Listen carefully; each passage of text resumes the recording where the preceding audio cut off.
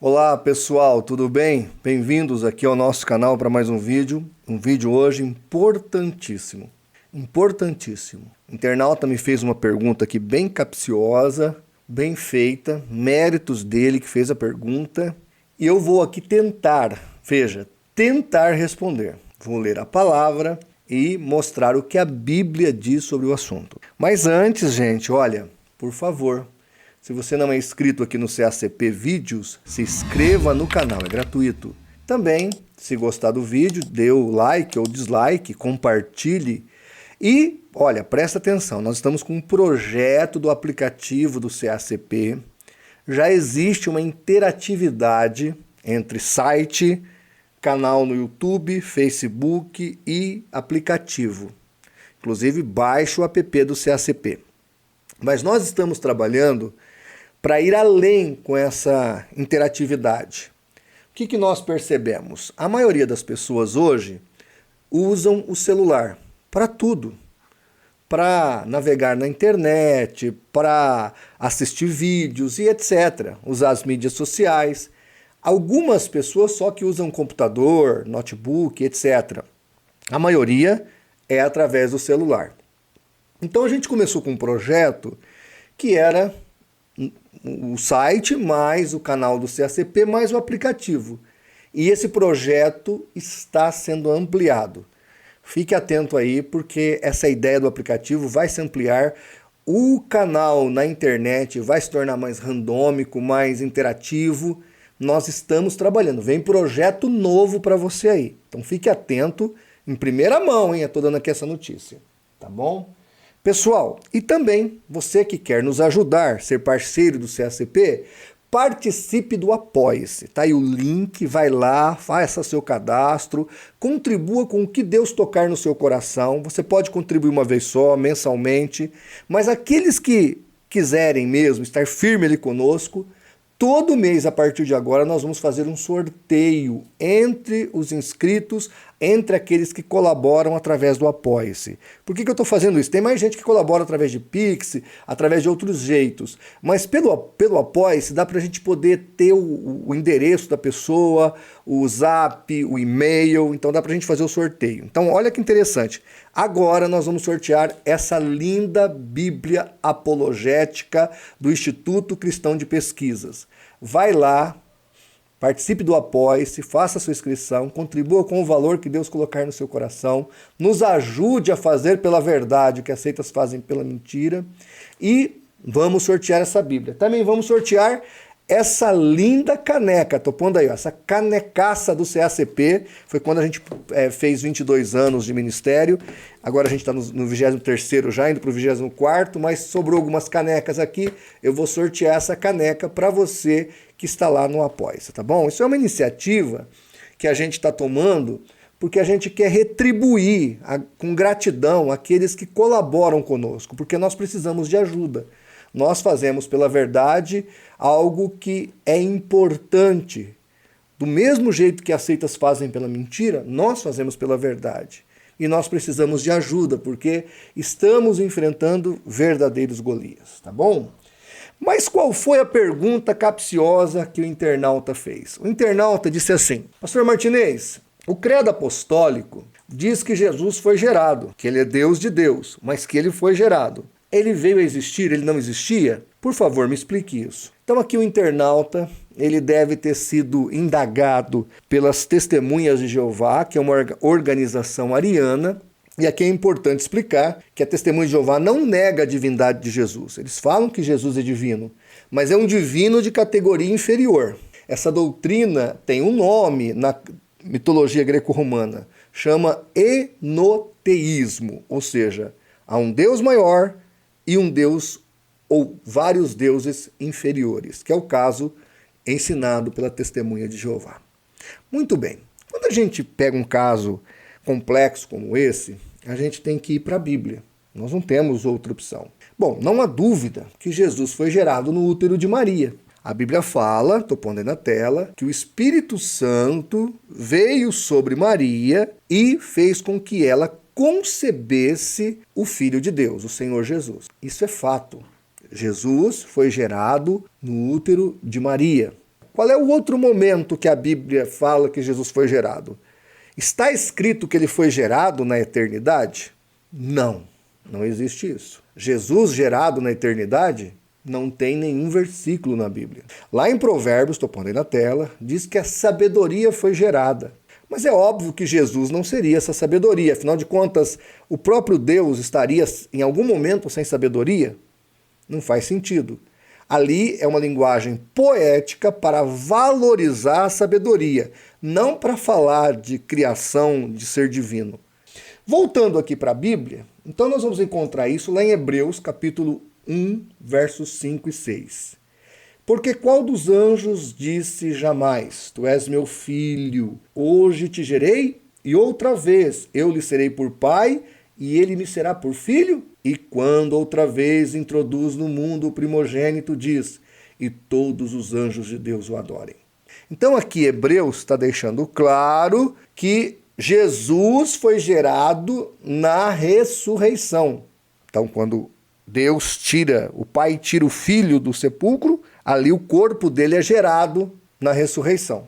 Olha a exegese desse texto feito pelo próprio apóstolo Paulo. Então aí é a Bíblia interpretando a Bíblia, que é o Salmo 2,7. Lá em Hebreus, ele está lendo o Salmo 2,7, e aqui, de novo, Atos 13, de 32 a 33, Paulo está interpretando Salmo 2,7 e também Hebreus 1, 5 e 6. Por isso que eu acho que Paulo escreveu o texto de Hebreus. Olha o que ele fala. E nós vos anunciamos que a promessa que lhe foi feita aos pais, Deus a cumpriu a nós, seus filhos, ressuscitando Jesus. Como também está escrito no Salmo 2, meu filho és tu, hoje te gerei.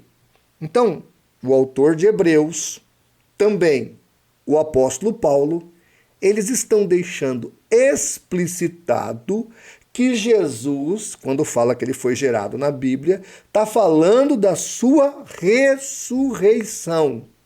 Repito, ressurreição. Em nenhum momento a Bíblia está dizendo que Jesus foi gerado na eternidade. Isso não existe.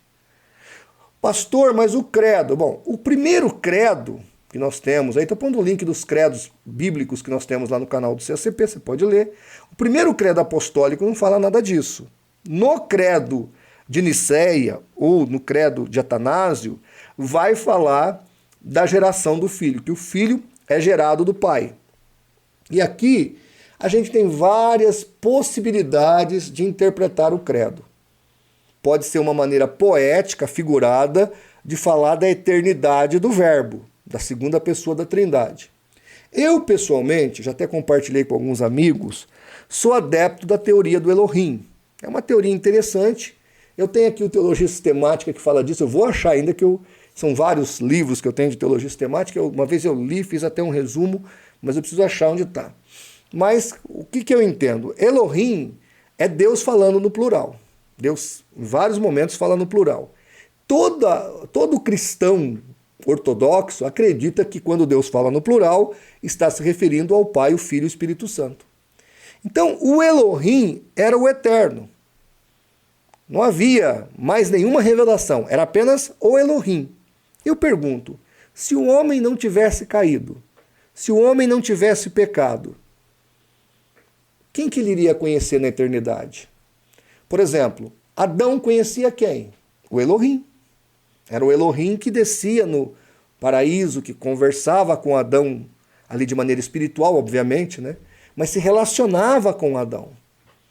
A revelação posterior, que aí nós temos o processo de salvação, Pai, Filho e Espírito Santo, na economia divina, aí sim nós temos todo o projeto soteriológico.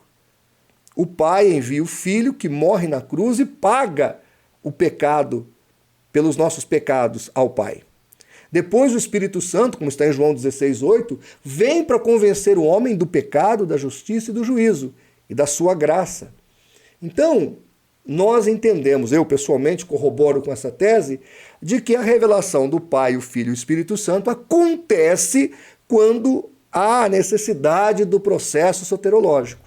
E aí toda essa complexidade, porque nós estamos tentando conversar, vamos imaginar aqui um diálogo, entre um matemático e uma formiguinha.